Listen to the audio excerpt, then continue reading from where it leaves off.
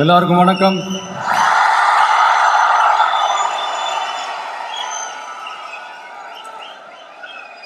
அண்ணல் அம்பேத்கர் அவர்களுடைய இந்த நூல் வெளியீட்டு விழாவில் கலந்துக்கிறது, அதுவும் இந்த முக்கியமான நாளில் கலந்துக்கிறது எனக்கு கிடைச்ச மிகப்பெரிய ஒரு வரமாக நான் நினைக்கிறேன்.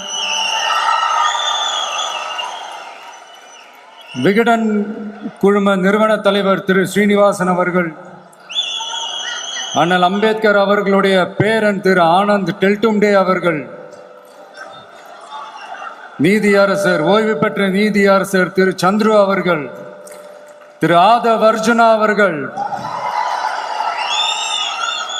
என் நெஞ்சில் குடியிருக்கும்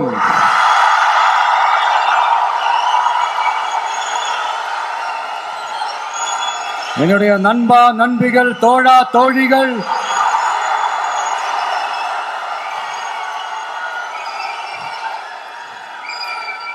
உங்க எல்லாரு கூடவும் இவங்க எல்லாரு கூடவும் இந்த ஸ்டேஜில் நானும் இருக்கிறது எனக்கு ரொம்ப பெருமையா இருக்கு. முக்கியமா இப்படி ஒரு ஃபங்க்ஷனை ஏற்பாடு பண்ணி எனக்கு அந்த வாய்ப்பை கொடுத்த விகடன் குழுமத்திற்கு என்னுடைய மனமார்ந்த நன்றிகளை தெரிவிச்சுக்கிறேன்.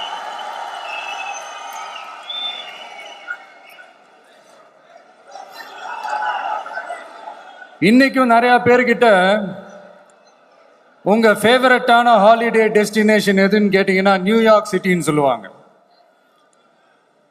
ஏன்னா அங்கே போய் ஒரு 2-3 நாள் தங்கிட்டு வர்றதே அது ஒரு பெரிய ஸ்டேட்டஸ் ஆகவும் ஒரு பெரிய அச்சீவ்மெண்ட் ஆகவும் நினைப்பாங்க.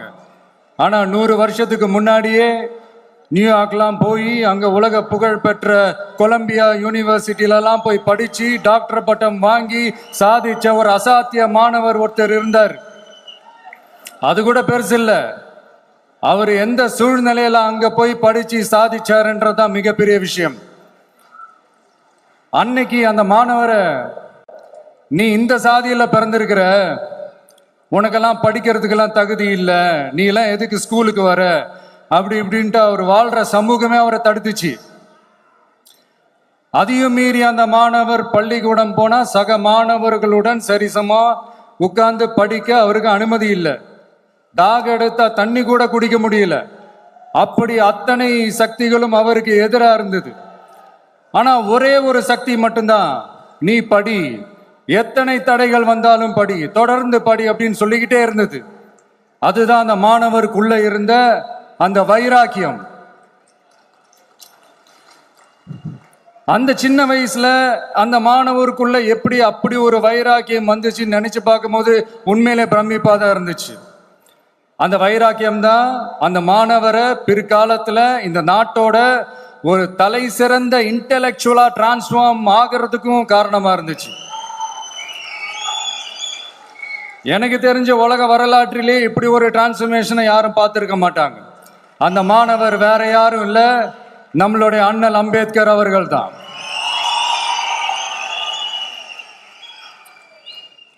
வன்மத்தை மட்டுமே தனக்கு காட்டிய இந்த சமூகத்திற்கு அவர் திருப்பி என்ன செஞ்சாரு அப்படின்னு அதை படிச்சு பார்க்கும்போது உண்மையிலே மெய்சில் இருக்க வச்சுது.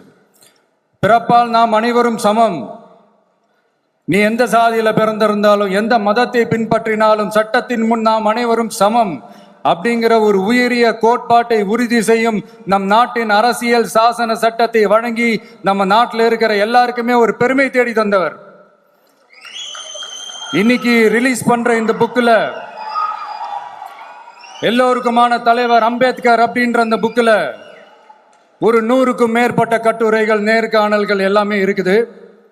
அதில் என்ன ரொம்ப யோசிக்க வச்சது அவர் எழுதின அந்த பயோகிராஃபி தான். வெயிட்டிங் ஃபார் அ வீசான்னு சொல்லி அதுக்கு தலைப்பு வச்சிருந்தார். அதில் அவர் லைஃப்பில் ஃபேஸ் பண்ண விஷயங்கள், அவரை பாதித்த விஷயங்கள் எல்லாமே கிட்டத்தட்ட ஒரு 6 சம்பவங்கள் பற்றி அதில் குறிப்பிட்டிருந்தார். அதில் ஒரு 2 விஷயம் ரொம்ப பாதித்தது என்னன்னா, அதில் ஒன்று, அவருக்கு 9 இயர்ஸாக இருக்கும் போது அவரும் அவருடைய பிரதரும் வெளியூரில் இருக்கிற அவங்க அப்பாவை பார்க்கறதுக்காக போகிறாங்க. அப்போ ட்ரெயின்லேருந்து இறங்கி இந்த மாட்டு வண்டிக்காக வெயிட் பண்ணிட்டு இருக்கும்போது ஒருத்தர் கூட அவங்கள ஏற்றிட்டு போகிறதுக்கு தயாராக இல்லை. ஏன்னா அந்த அளவுக்கு தீண்டாமை கொடுமை.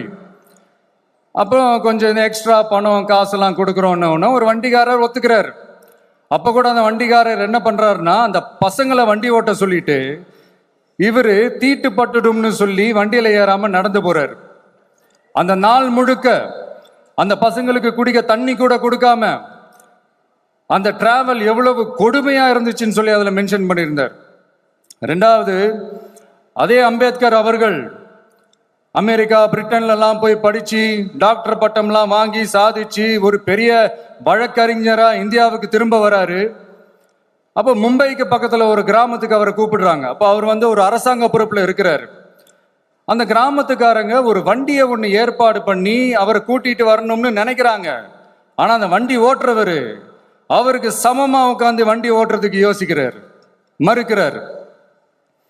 ஒரு லண்டனுக்கு போய் ஒரு பாரிஸ்டர் பட்டம் வாங்கிய அம்பேத்கரை விட ஒரு வண்டி ஓட்டுறவர் தன்னை உயர்ந்தவனா நினைக்கிறார். அதுதான் அந்த சமூக கொடுமை தான் அவரை சமத்துவத்துக்காக போராட வச்சுது. எனக்கு ஒரு டவுட்டுங்க, இன்னைக்கு திரு அம்பேத்கர் அவர்கள் உயிரோடு இருந்திருந்தா என்ன நினைப்பாரு?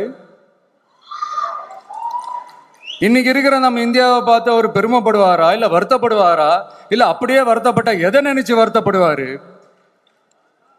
இன்னைக்கு நம்ம நாடு முழு வளர்ச்சி அடையணும்னா ஜனநாயகம் காக்கப்படணும். அந்த ஜனநாயகம் காக்கப்படணும்னா அரசியல் அமைப்பு சட்டம் காக்கப்படணும். அதுக்கான பொறுப்பு, அந்த கடமை நம்ம ஒவ்வொருத்தருக்கிட்டையும் இருக்கணும்னு தோணுச்சு. அந்த பொறுப்போடும் அந்த கடமையோடும் தான் இதை நான் ஆணித்தரமா சொல்றேன். ஜனநாயகத்தை நாணிவேர் ஃப்ரீ அண்ட் ஃபேர் எலெக்ஷன்ஸ், சுதந்திரமான மற்றும் நியாயமான தேர்தல். தேர்தல் நியாயமா நடக்கலன்னு நான் சொல்ல வரல, பட் சுதந்திரமாகவும் நியாயமாகவும் தான் தேர்தல் நடக்குது அப்படிங்கிற அந்த அசைக்க முடியாத நம்பிக்கை நம்ம ஒவ்வொரு இந்தியனுக்கும் இருக்கணும்னு தோணுச்சு. அது அமையணும்னா தேர்தல் ஆணையர்கள் கான்சென்சஸ், அதாவது ஒருமித்த கருத்து அடிப்படையில் மட்டும்தான் நியமிக்கப்பட வேண்டும் அப்படின்றதான் என்னுடைய ஒரு வலிமையான ஒரு கோரிக்கை. ரெண்டாவது, ஏப்ரல் 14 அண்ணல் அம்பேத்கர் அவர்களுடைய பிறந்த நாள். அன்னைக்குதான் நம்ம ஒட்டுமொத்த இந்தியர்களுக்குமான ஜனநாயக உரிமைகள் பிறந்த தினம். அதனால அந்த டேட்டை இந்தியாவோட ஜனநாயக உரிமைகள் தினமா அறிவிக்கணும்.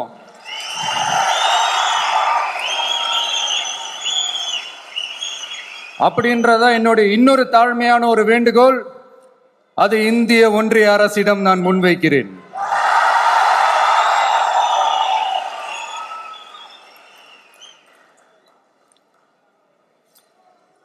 அம்பேத்கர் அவர்களை பத்தி யோசிக்கும் போது கண்டிப்பா சட்டம் ஒழுங்கு சமூக நீதியை பத்தி யோசிக்காம இருக்கவே முடியாது. இன்னைக்கு மணிப்பூர்ல என்ன நடக்குதுன்னு நம்ம எல்லாருக்குமே தெரியும். ஆனா அதை பத்தி கொஞ்சம் கூட அதை கண்டுக்காம ஒரு அரசு மேல இருந்து நம்மளை ஆண்டுகிட்டு இருக்கு.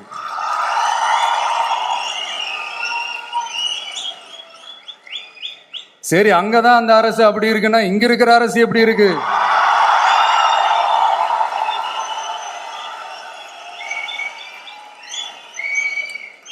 இங்க நம்ம தமிழ்நாட்டில் வேங்கை வயல்னு ஒரு ஊர்ல என்ன நடந்துச்சுன்னு நம்ம எல்லாருக்குமே தெரியும். சமூக நீதி பேசுற இங்க இருக்கிற அரசு அதுக்கு எந்த விதமான ஒரு நடவடிக்கை எடுத்த மாதிரியே எனக்கு தெரியலையே. இவ்வளவு காலங்கள் தாண்டி, இத்தனை வருஷங்கள் தாண்டி ஒரு துரும்ப கூட கிள்ளி போடலையே. அதுதான் இதெல்லாம் இன்னைக்கு அம்பேத்கர் அவர்கள் இன்னைக்கு பார்த்தாருன்னா வெக்கப்பட்டு தலை குனிஞ்சு போவார்ல. கரெக்ட், நம்ம நடக்கிற பிரச்சனைகள், நடக்கிற கொடுமைகளுக்கெல்லாம் நம்ம குரல் கொடுக்கணும். ஆனா நடக்கிற பிரச்சனைகள் ஒன்னா ரெண்டா? பெண் குழந்தைகளுக்கு எதிரா, பெண்களுக்கு எதிரா, ஏன் மனித உயிர்களுக்கு எதிரா? இதெல்லாம் நம்ம பார்க்கிறோம், படிக்கிறோம், மற்றவங்க கிட்ட இருந்து கேட்டு தெரிஞ்சுக்கிறோம். இதுக்கெல்லாம் ஒரு நிரந்தரமான ஒரு தீர்வு என்ன தெரியுமா? ரொம்ப சிம்பிள் தான். நம்ம தமிழ்நாட்டு மக்களுக்கு தேவையான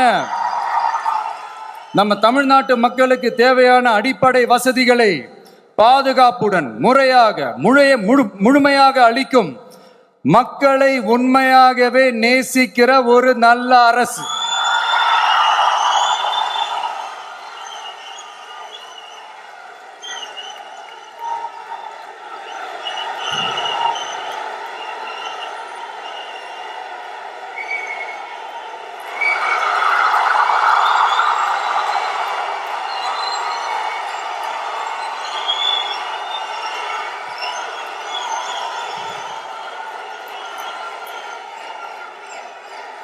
அதான் சொன்னேன், இது அமைஞ்சிட்டாலே போதும், அதான் ரொம்ப சிம்பிள்னு சொன்னேன்.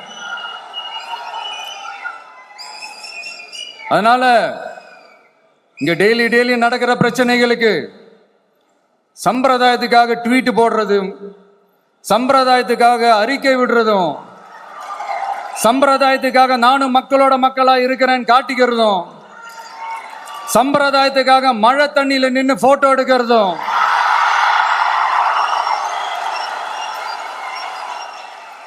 எனக்கு அதுல கொஞ்சம் கூட உடன்பாடே இல்லை.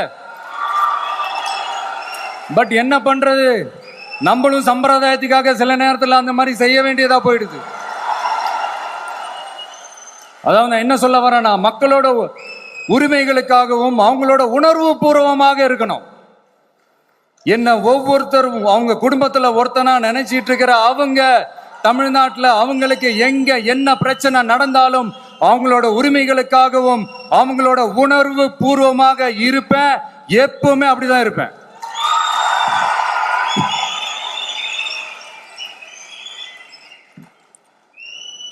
மக்கள் உணர்வுகளை மதிக்க தெரியாத, மக்களுக்கு அடிப்படை சமூக நீதியான பாதுகாப்பை கூட உறுதி செய்ய இயலாத, கூட்டணி கணக்குகளை மட்டுமே நம்பி இருமாப்புடன் 200 வெல்வோம்,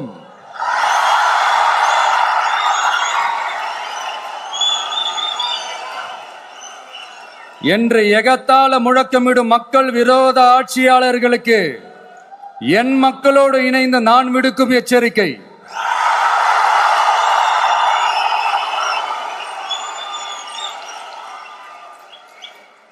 நீங்க உங்களோட சுயநலனுக்காக பல வழிகளில் பாதுகாத்து வரும் உங்கள் கூட்டணி கணக்குகள் அனைத்தும் 2026